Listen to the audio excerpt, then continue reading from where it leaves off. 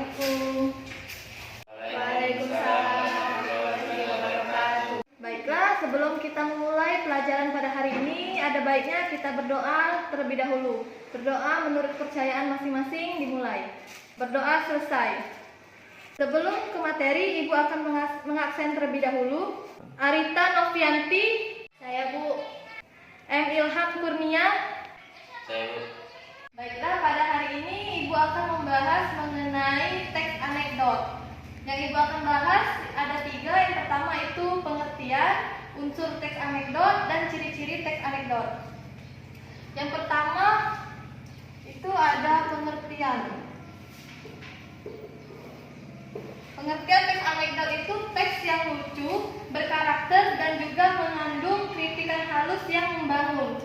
Mengapa disebut teks yang lucu? Karena di dalam teks anekdot itu berisi unsur komedi yang membuat pembaca dan pendengarnya tertawa. Yang berkarakter yaitu teks anekdot biasanya tidak bertele-tele dan tidak terlalu panjang. Sedangkan mengandung kritikan halus yang membangun itu biasanya teks anekdot itu mengandung unsur menyinggung ataupun terdapat kritikan kepada seseorang. Baik, Ibu lanjutkan ke unsur teks anekdot.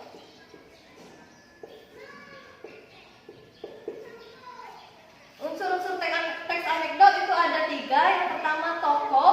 Pasti tidak asing lagi dengan tokoh. Tokoh di dalam teks anekdot ini partisipan yang turut serta dalam cerita teks anekdot itu sendiri. Yang kedua ada alur. Alur merupakan jalan cerita ataupun rangkaian peristiwa yang memang benar-benar terjadi atau yang sudah mendapat polesan ataupun tambahan dari pembuat teks anekdot itu sendiri. Selanjutnya yang ketiga ada latar.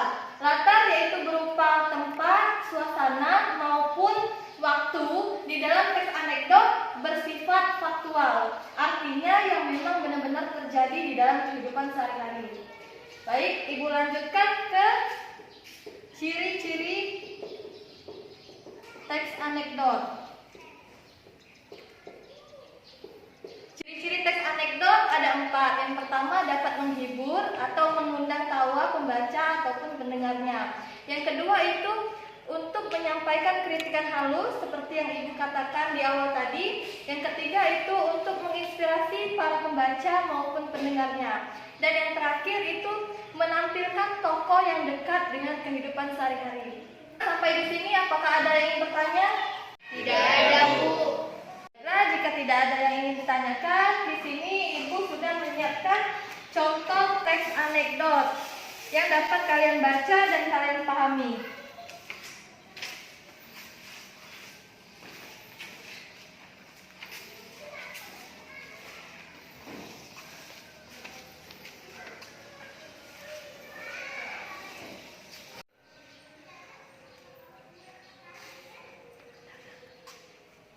Jika kalian sudah membaca dan dapat memahami contoh teks anekdot yang Ibu berikan tadi, sekarang Ibu berikan latihan untuk membuat contoh teks anekdot lain. Ibu akan menyuruh kalian membacakan ke depan kelas dan di hadapan kita semua. Baiklah, jika sudah kalian membuat contoh teks anekdot yang lain, Ibu meminta salah satu dari kalian untuk membacakan teks anekdot ke depan kelas. Assalamualaikum warahmatullahi wabarakatuh. Perkenalkan, nama saya Arita Novianti. Contoh teks anekdot. Di kantin sebuah universitas, 2 orang mahasiswa bernama Udin dan Tono sedang berbincang-bincang. Tono, saya heran sama Pak dosen ilmu politik. Kalau mengajar selalu duduk, tidak pernah mau berdiri. Udin, begitu saja diperhatikan. Tono, tahu sebabnya enggak? Udin, barangkali beliau capek atau kakinya tidak kuat berdiri. Tono, bukan itu Din, penyebabnya adalah karena beliau juga seorang pejabat. Udin, loh apa hubungannya sih? Tono, ya kalau dia berdiri, takut kursinya diduduki orang lain.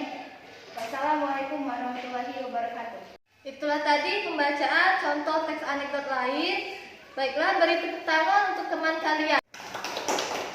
Setelah Ita membacakan contoh teks anekdot yang lain, apakah ada yang ingin bertanya? Saya Bu.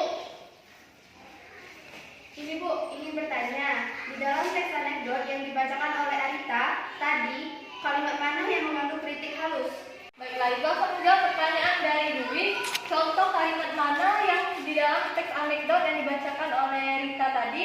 Jadi di bagian kalimat Tono, bukan itu Din, tetapi beliau juga seorang pejabat. Dan juga yang kedua ada Tono, ya kalau dia berdiri takut kursinya diduduki oleh orang lain. Mengapa dua kalimat tersebut dikategorikan dalam ciri kritik halus? Karena pada kalimat tersebut yang diceritakan tidak hanya sang dosen, tetapi juga perilaku pejabat di dunia politik pada umumnya. Maksud ceritanya adalah kebanyakan pejabat tidak mau kehilangan jabatannya. Maka dari itu mereka mengupayakan segala cara agar tetap di posisi ataupun di kursinya. Apakah sudah jelas, Dwi? Sudah Bu, terima kasih. Jika tidak ada lagi yang ingin ditanyakan, Ibu akan memberi kalian tugas untuk dikerjakan di rumah dan dikumpulkan minggu depan.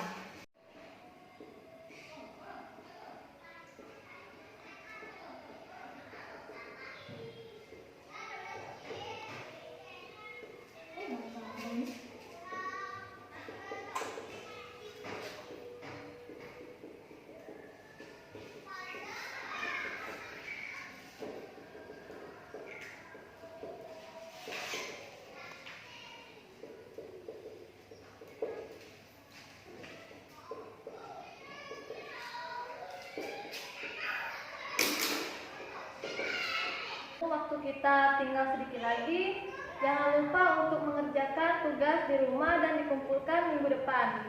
Baiklah, Ibu tutup pelajaran pada hari ini. Wassalamualaikum warahmatullahi wabarakatuh.